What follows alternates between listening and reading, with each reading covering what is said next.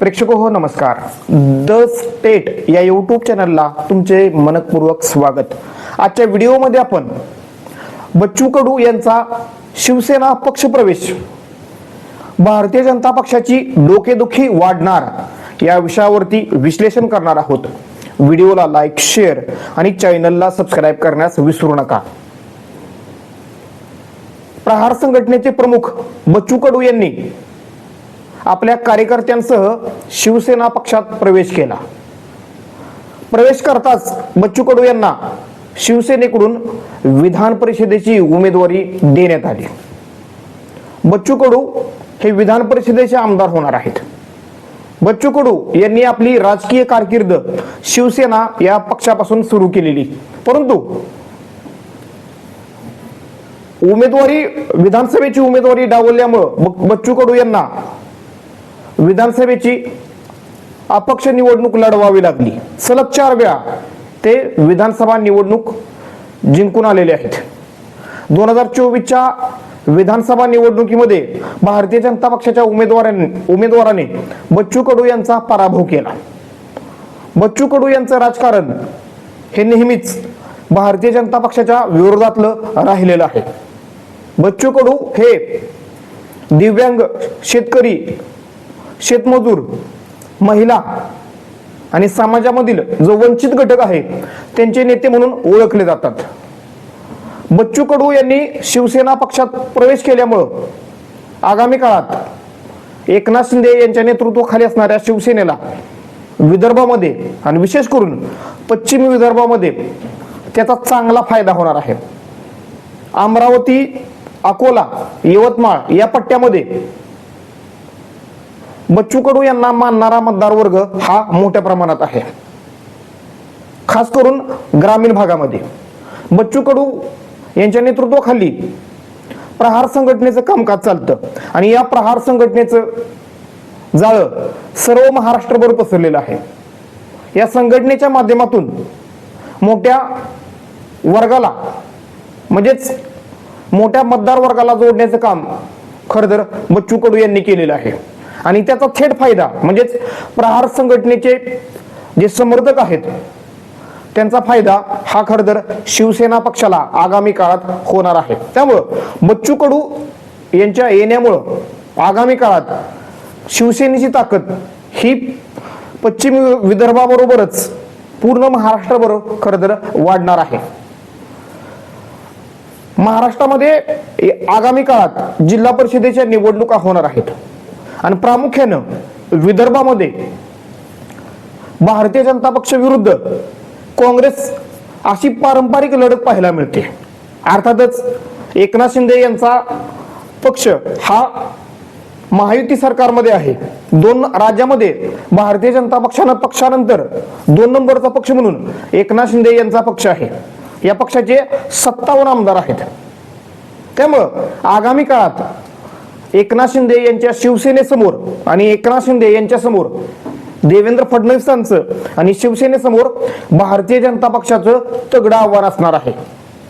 कारण 2029च्या विधानसभा निवडणुका तसेच लोकसभा निवडणुका यदा कदाचित भाजप आगामी काळात स्वबळावरतीच लढेल अशा प्रकारचे संकेत भारतीय जनता पक्षाच्या वरिष्ठ नेतृत्वाकडून आणि महाराष्ट्रातील नेत्यांकडून, पदाधिकाऱ्यांकडून, कार्यकर्त्यांकडून मिळत आहेत.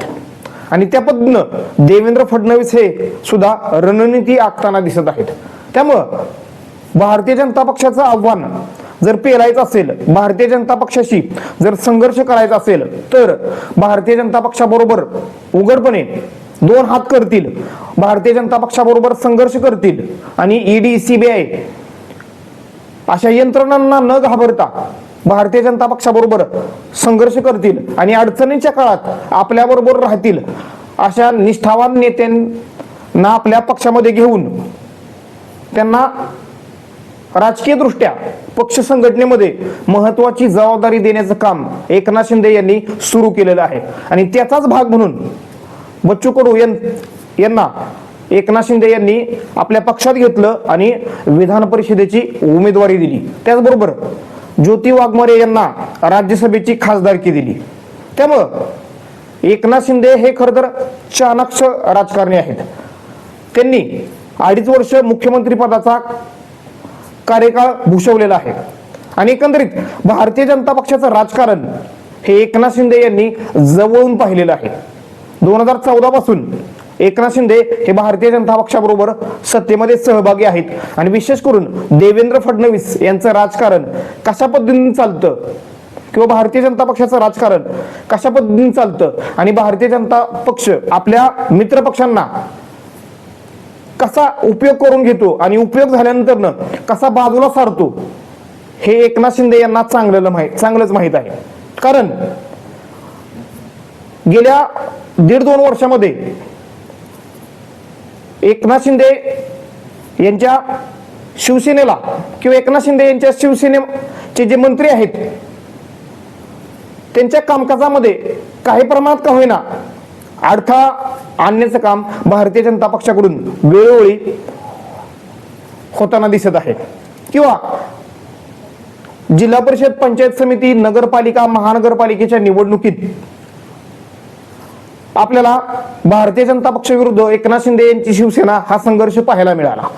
ज्यावेळी सत्तेचं वाटप झालं त्यावेळी सुद्धा खरं तर भाजप आणि शिवसेना हा संघर्ष पाहायला मिळाला. विशेष करून सातारा जिल्हा परिषदेमध्ये हा संघर्ष मोठ्या प्रमाणात पाहायला मिळाला. त्यामुळं एकनाथ शिंदे हे आगामी काळातील आपलं राजकीय आव्हान जिवंत ठेवण्यासाठी आणि एकंदरीत आपलं उपद्रव मूल्य कायम राखण्यासाठी मोठ्या तयारीला लागलेले आहेत.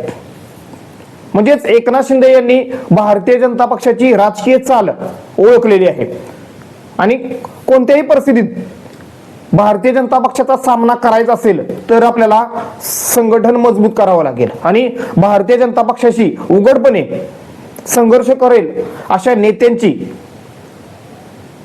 एक शोध मोहीम खरं तर एकनाथ शिंदे यांनी या माध्यमातून सुरू केलेली आहे आणि त्यामुळेच विरोधी पक्षातील प्रभावशाली नेत्यांना आणि जे भाजपशी संघर्ष करतील अशा नेत्यांना आपल्याकडे वळवण्याचं काम एकनाथ शिंदे यांनी सुरू केलेलं आहे. बच्चू कडू यांच्या येण्यामुळं महाराष्ट्रामध्येच खरं तर शिवसेनेचा फायदा होणार आहे, परंतु विशेष करून विदर्भामध्ये शिवसेनेचा जनाधार त्यामुळं वाढू शकतो. कारण संजय राठोड त्याचबरोबर आशिष जयस्वाल या 2 आमदारांना शिवसेनेच्या कोट्यामधून मंत्रिपद देण्यात आलेलं आहे. हे दोन्ही नेते विदर्भातून येतात, परंतु हे दोन्ही नेते जरी शिवसेनेचे असले तरी सुद्धा या 2 नेत्यांची भारतीय जनता पक्षाशी खरं तर जवळीक आहे.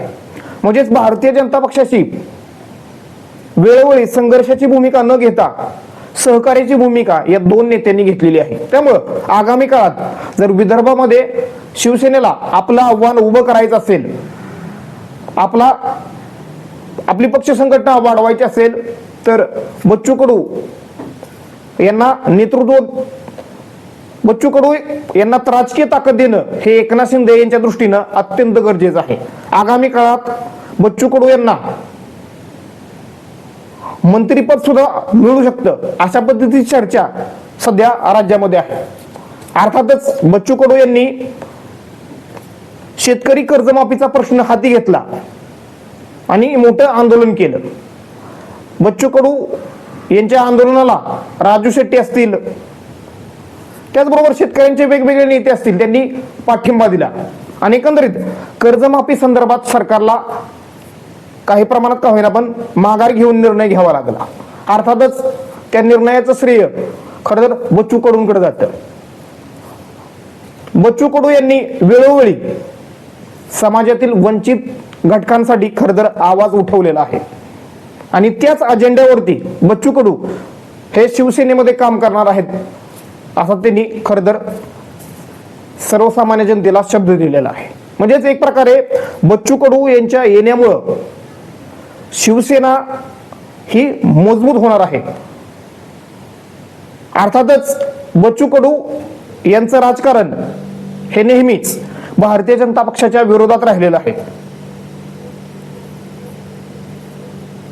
बच्चू कडू यांना महाविकास आघाडी सरकारमध्ये उद्धव ठाकरे यांनी राज्यमंत्रीपद दिलं, परंतु देवेंद्र फडणवीस यांच्या फोनमुळे खरं तर बच्चू कडू हे गुवाहाटीला गेले आणि एकंदरीत गुवाहाटीला गेल्यामुळे कुठेतरी बच्चू कडू यांच्या राजकीय इमेजला त्यामुळं धक्का लागलेला होता.